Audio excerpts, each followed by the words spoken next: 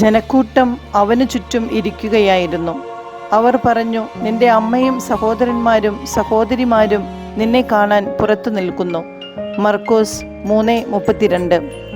പുറത്തു നിന്നിരുന്ന സ്വന്തക്കാരെ നോക്കിയല്ല, അകത്ത് തൻ്റെ വചനം കേട്ടിരുന്ന ജനക്കൂട്ടത്തെ നോക്കിയാണ് ഈശോ പറഞ്ഞത്, ഇവരാണ് എൻ്റെ സഹോദരനും സഹോദരിയും അമ്മയുമെന്ന്.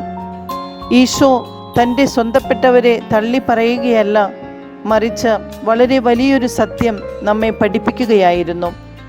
ഈശോയോട് ചേർന്ന് നിൽക്കുമ്പോൾ, അവിടുത്തെ വചനമനുസരിച്ച് ജീവിക്കുമ്പോൾ നാമും ഈശോയുടെ സ്വന്തമായി മാറുന്നു.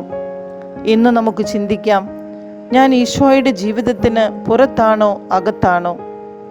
ക്രിസ്മസിന് ഏറ്റവും അടുത്ത ഒരുക്കത്തിലായിരിക്കുന്ന നമുക്ക് അല്പം കൂടെ ഈശോയോട് ചേർന്നിരിക്കാം, ഈശോയുടെ സ്വന്തമാകാം. എല്ലാ കാര്യങ്ങളും ഈശോയോട് കൂടെ ചെയ്യാം, ഈശോയെ കൂട്ടിന് വിളിക്കാം. സൽക്രിയ: എൻ്റെ ഈശോയെ, എന്നെ അങ്ങയുടെ സ്വന്തമാക്കണമെന്ന് 50 പ്രാവശ്യം ഏറ്റുചൊല്ലാം.